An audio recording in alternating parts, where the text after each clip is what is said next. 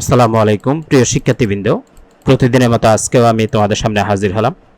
আজকে তোমাদের জন্য জব কস্টিং যে চ্যাপ্টারটা আছে সেখান থেকে একটি সাজেশন 9 নিয়ে হাজির হলাম। এই জব কস্টিং চ্যাপ্টারটা তোমরা যারা বিবি অনার্স থার্ড ইয়ার আছো, অ্যাকাউন্টিং ডিপার্টমেন্টে কস্ট অ্যাকাউন্টিং সাবজেক্টে আছে, আর যারা BBS first course third year আছো তাদেরও কস্ট অ্যাকাউন্টিং সাবজেক্টে এই জব কস্টিং চ্যাপ্টারটা আছে। আজকে সাজেশনটা সলভ করব। তার আগে সাজেশনের যে প্রশ্ন সেই প্রশ্নটা একটু আগে আমরা বুঝবো, তারপরে এই ধরনের প্রশ্ন আসলে তোমরা কিভাবে খুব দ্রুত এবং নির্ভুলভাবে সলভ করতে পারো সেটা তোমাদের দেখাবো। খেয়াল করে স্ক্রিনে আমরা সাজেশনের যে প্রশ্ন সেই প্রশ্নটা নিয়ে আসলাম। আমরা যদি প্রশ্নটার দিকে খেয়াল করি, প্রথমে Sathi limited worked on only 2 jobs during May. Sathi limited May মাসে মাত্র 2টি কাজ সম্পন্ন করেছে। Information on the jobs are given below. কাজগুলোর তথ্য নিচে দেওয়া হলো। পার্টিকুলার এখানে জব M1 জব M2 এই দুইটা কাজ, যার ডিরেক্ট ম্যাটেরিয়াল দেখা যাচ্ছে জব M1-এ 75,000, জব M2-তে 50,000। ডিরেক্ট ম্যানুফ্যাকচারিং লেবার 3,70,000 টাকা এবং 3,10,000 টাকা।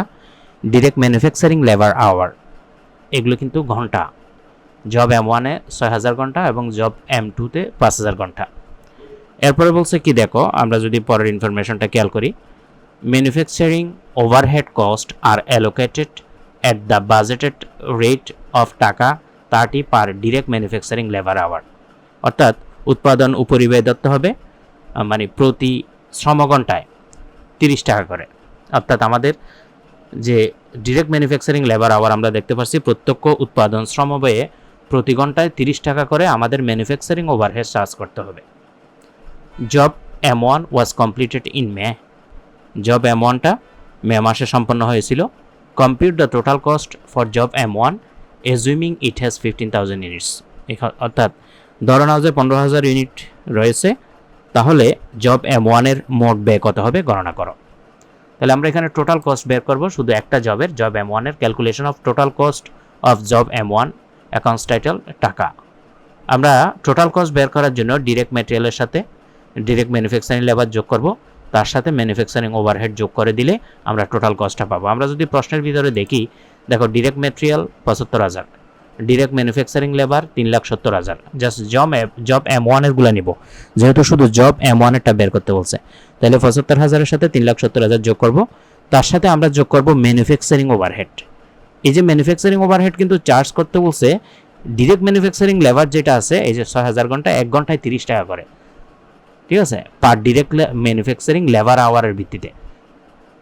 তাহলে 6,000-কে তুমি যদি 30 দিয়ে গুণ দাও, আমরা এই ম্যানুফ্যাকচারিং ওভারহেডটা পাবো। ম্যানুফ্যাকচারিং ওভারহেড 6,000 গুণ 30 1,80,000।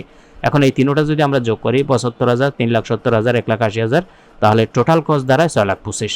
তার মানে আমরা কি দেখতে পাচ্ছি, direct material, direct manufacturing labour এবং ম্যানুফ্যাকচারিং ওভারহেড তিনোটা যোগ করলে টোটাল কস্ট পাবো।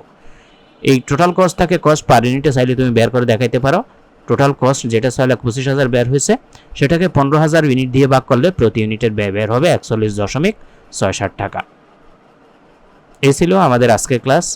এ ধরনের রেকর্ডেড ভিডিও ক্লাস পেতে চাইলে আমাদের হোয়াটসঅ্যাপ নাম্বারে মেসেজ দাও, কমেন্ট সেকশনে আমরা হোয়াটসঅ্যাপ নাম্বারে তোমাদেরকে ডিটেলস কোর্সে জানাবো।